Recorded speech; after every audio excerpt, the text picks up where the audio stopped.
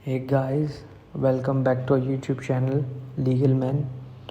जब legal man है साथ तो डरने की क्या बात। तो गाइस, आज की वीडियो में हम पढ़ने वाले हैं section number 4 of UP revenue code का, जिसके अंदर की सारी डेफिनेशंस कवर होती हैं। तो सबसे पहली डेफिनेशन जो है आबादी और विलेज आबादी। मैंने क्या किया है, येलो कलर से सारी हाईलाइट कर दी हैं मेन की पॉइंट जो है। इन चीज़ों को आप एक बार दोबारा रीड आउट करके जाना, ठीक है। फर्स्ट डेफिनेशन इज़ आबादी, विलेज आबादी means such area in a village, कोई भी ऐसा एरिया विलेज का use for the purpose of residence of its inhabitant, वहाँ पर जो रहने वाले निवासी हैं उन लोगों के द्वारा जो एरिया यूज़ किया जाता है उसी को हम आबादी बोलते हैं। और for the purpose ancillary thereto such as सहान एंड ग्रीन ट्रीज वेल्स, मतलब कोई भी विलेज की चीज़ है उसे यूज़ किया जाता है, उसे भी हम आबादी की डेफिनेशन में कवर करेंगे।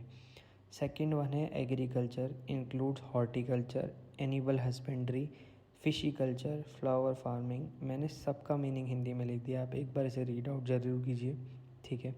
थर्ड वन बहुत आसान है। Third one agricultural labourer means a person whose main source of livelihood is dependent on agriculture land, मतलब कोई भी ऐसा एक पर्सन जिसकी मेन सोर्स ऑफ खाना पीना रहना सहना सिर्फ एग्रीकल्चर लैंड पे डिपेंड होती है, वो है एक एग्रीकल्चर लेबरर होता है। फोर्थ हमारा आता है bank. UP regulation of money lending act में जो डेफिनेशन दी गई है बैंक की, वही हम रेफ़र करेंगे। फिफ्थ हमारा आता है भूमि प्रबंधक समिति, सेक्शन 28A यूपी पंचायत राज का, उसके अंदर जो डेफिनेशन दी है उसे हम यहाँ पर रेफ़र करेंगे। सिक्स्थ आता है बोर्ड, सेक्शन 7 में अभी हम पढ़ेंगे बोर्ड, ये उसको रेफ़र करता है। सेवन्थ डेफिनेशन जो हमारी है वो है चैरिटेबल इंस्टीट्यूशन की, मींस एनी इस्टेब्लिशमेंट अंडरटेकिंग, कोई भी ऐसी इस्टेब्लिशमेंट अंडरटेकिंग या ऑर्गेनाइजेशन एसोसिएशन जो फॉर्म की जाती है सिर्फ चैरिटेबल पर्पज़ के लिए, नॉट फॉर प्रॉफिट पर्पज़, उसे चैरिटेबल इंस्टीट्यूशन बोलते हैं।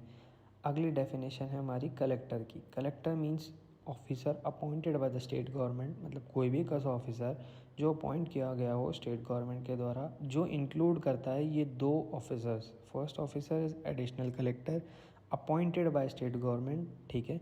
सेकंड आता है असिस्टेंट कलेक्टर और the first class assistant collector जो एम्पावर किया गया हो स्टेट गवर्नमेंट के द्वारा नोटिफिकेशन के थ्रू, ठीक है, टू डिस्चार्ज ऑल और any of the function, discharge करने के लिए कोई भी ये सारे functions of a collector under this code, मतलब जो पहले से कलेक्टर था उसकी लाइबिलिटीज़ को या उसके जो काम पेंडिंग है उन्हें डिस्चार्ज करने के लिए अपॉइंट किया जाता है, वो भी इसके अंदर कवर होता है। अगली आती है डेफिनेशन कंसोलिडेटेड गांव फंड, ये हम पढ़ेंगे सेक्शन 69 में। अगली डेफिनेशन है फैमिली की, in relation to a tenure holder, a person who has right to hold land. ये मैंने डेफिनेशन सामने लिख दी है। कोई भी ऐसा बंदा जिसके पास, कोई भी ऐसा पर्सन जिसके पास राइट टू होल्ड है किसी प्रॉपर्टी को करने का, वो टेन्योर होल्डर कहलाया जाता है। वो खुद, फैमिली की डेफिनेशन में कौन कौन कवर होगा, मीन्स हिमसेल्फ आंसर, वो खुद, उनके स्पाउस मतलब उनकी बीवी या उनके पति, और उनके माइनर बच्चे, अदर देन मैरिड डॉटर। इसके अंदर मैरिड डॉटर कवर नहीं होती हैं, ठीक है। नेक्स्ट डेफिनेशन हम देखते हैं। ग्रूव लैंड तो इम्पोर्टेंट नहीं है पर ठीक है, आप 12th पढ़िए। 12th है means parcel of land held under one tenure. Parcel of land को आप पढ़िए पीस ऑफ लैंड, कोई भी ऐसा पीस ऑफ लैंड जो हेल्ड किया गया है, मतलब जिसको एक्वायर किया गया है अंडर वन टेन्योर और लीज कॉन्ट्रैक्ट, मतलब रेंट पे लिए गए एक तरीके से, उसे ही होल्डिंग बोलते हैं, ठीक है। 13th आता है improvement in relation to the holding, मतलब अभी जो है हमने होल्डिंग पढ़ा, इसी के रिलेशन में एनी वर्क, कोई भी ऐसा काम किया जाता है materially to the value of the holding, जो होल्डिंग की वैल्यू को इंक्रीज़ करता है, which is suitable thereto, जो कि सूटेबल है और कंसिस्टेंस है पर्पस विद द पर्पस, जिस पर्पस के लिए वो ली गई थी उस पर्पस से। इट इंक्लूड्स, ये सारी चीज़ें मैंने कंसोलिडेट करके लिख दी हैं, अलग अलग सब सेक्शन में थी, बाकी आप इसे एक बार रीड आउट कर लो। जैसे कि कंस्ट्रक्शन ऑफ टैंक्स हो गया, construction work for drainage of land हो गया, ठीक है, मतलब पानी निकलने की सुविधा से रिलेटेड काम कराना। 14th आता है लैंड की डेफिनेशन। इस पूरे कोड के अंदर लैंड की डेफिनेशन को, लैंड को रेफ़र किया गया है, land occupied for the purpose of agricultural. बस इसमें कुछ एक्सेप्शंस हैं, जैसे कि chapter 7, chapter 8, section 80, 81 and 136। Next definition आती है हमारी लैंड होल्डर की। मीन्स द पर्सन, कोई भी ऐसा person home rent is payable, जिसको रेंट पेबल है वो ही एक लैंड होल्डर है। मतलब आपने जिसको रेंट देना है वो ही, जिसको रेंट देना है वो एक लैंड होल्डर है। 16 डेफिनेशन हमारी आती है रेवेन्यू कोर्ट की और रेवेन्यू ऑफिसर की। आप इसकी डेफिनेशन को रीड आउट कीजिए और एक बार रफ नोट बनाइए इसका। अभी इसमें आप मेजर जो डिफरेंस देखेंगे वो मेजर डिफरेंस मैंने हाईलाइट कर दिया है। The board and all members thereof, revenue court में बोर्ड और उसके मेंबर्स को इंक्लूड किया जाता है, रेवेन्यू ऑफिसर में उनके बोर्ड और उसके मेंबर को इंक्लूड नहीं किया जाता। अब आते हैं definition number 18। Sub divisional officers means मतलब असिस्टेंट कलेक्टर जो इंचार्ज है तहसील का। अगला आता है टोंगिया प्लांटेशन। ये वैसे इंपॉर्टेंट डेफिनेशन नहीं है। अगली डेफिनेशन पे अगर हम आते हैं तो वो है विलेज, कोई भी लोकल एरिया, कम्पैक्ट और अदरवाइज, छोटा या बड़ा, ठीक है। Recorded as a village, village की तरह रिकॉर्ड किया गया है रिवेन्यू के रिकॉर्ड्स में, उसे हम विलेज मानेंगे। इट इंक्लूड्स एन एरिया, ये इंक्लूड करता है एरिया को, विच द सेंट्रल गवर्नमेंट, जो सेंट्रल गवर्नमेंट ने डिसाइड किया हो जर्नल स्पेशल नोटिफिकेशन निकाल के, डिक्लेयर टू बी विलेज, तो उसे भी हम विलेज मानेंगे। अगला आता है village artisan. Means a person, फिर वही वाली बात, कोई भी ऐसा बंदा जिसका सोर्स ऑफ लिवलीहुड डिपेंडेंट हो किस पे, मैन्युफैक्चर करने पे, रिपेयर करने पे ट्रेडिशनल टूल्स को, ठीक है, और इम्प्लीमेंट करने पे अदर आर्टिकल्स को, ठीक है। इट इंक्लूड, इसके अंदर कौन कौन इंक्लूड होता है, carpenter, weaver, potter, black smith, gold smith, barber और वॉशरमैन, ठीक है। Practising a craft either by his own labour, जो प्रैक्टिस कर रहा हो किसी क्राफ्ट को अपनी खुद की लेबर के साथ, और by labour of any member of his family, कोई भी लेबर जो उसकी फैमिली से रिलेटेड हो उसके साथ।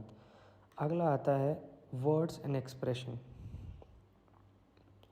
देखो ये यूपी पंचायत राज में जैसा दिया गया था 1947 में, इनको सेम वो रेफ़र करना है, जैसे गांव फंड, ग्राम सभा, ग्राम पंचायत। अगला आता है एग्रीकल्चरल ईयर, ये है begins from 1 day of July, मतलब 1 जुलाई से स्टार्ट होता है, and ends on 30th day of June, में 30 जून को एंड होता है कैलेंडर ईयर के, ठीक है। नेक्स्ट हम देखते हैं, नेक्स्ट है हमारी डिक्री की डेफिनेशन। डिक्री तो हमारी सिविल कोड में कवर जैसे होती है, सेम वही मीनिंग यहाँ पे अलाइन किया गया है, ठीक है। बाकी मैं आपको मोटा मोटा बता देता हूँ ये क्या है। An official order that has force of law, कोई भी एक ऐसा ऑफिशियल ऑर्डर जो कि कोर्ट ने दिया गया हो, जिसमें कि कोर्ट बताता है आपकी राइट्स, ड्यूटीज़ एंड लाइबिलिटीज़, वो डिक्री कहलाता है, तो वहाँ पे सेम मीनिंग है। अगला है अपना state government, means state government of Uttar Pradesh. Central government general clause act में जो दी गई है उसको यहाँ पे रेफ़र करना है।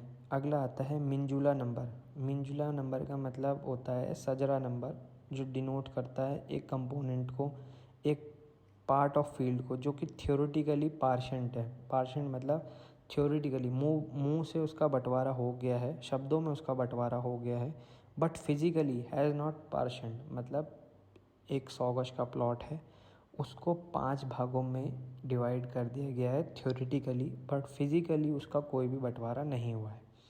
अभी 1-2 डेफिनेशन बच गई, चलो ये भी कवर करा ही देता हूँ। Lease, lease in relation to mines and minerals, mines और मिनरल से रिलेटेड, इसके अंदर इंक्लूड क्या होता है, सब लीज़। सब लीज़ मतलब रेंट, जिसको रेंट दिया है, जिसको रेंट पर दिया है वो भी अपने से नीचे किसी और को रेंट पे दे सकता है, ठीक है। A prospecting lease an agreement to lease और सबलेट और lease shall be constructed accordingly, ये नॉर्मल डेफिनेशन है, आप पढ़ लो यार इसे। Intermediary with reference to any estate, means किसी भी एस्टेट से रिलेटेड, उससे इंक्लूड करते हैं proprietor, under proprietor, sub proprietor, ठेकेदार, परमानेंट लीजी, इन अवर्थ एंड परमानेंट टेन्योर होल्डर। ठीक है, बाकी आज हमने सारी डेफिनेशंस, मोस्टली जो इम्पोर्टेंट डेफिनेशंस थी हमने कवर कर ली। बाकी अगर वीडियो अच्छी लगी हो तो चैनल को सब्सक्राइब करना, वीडियो को लाइक करना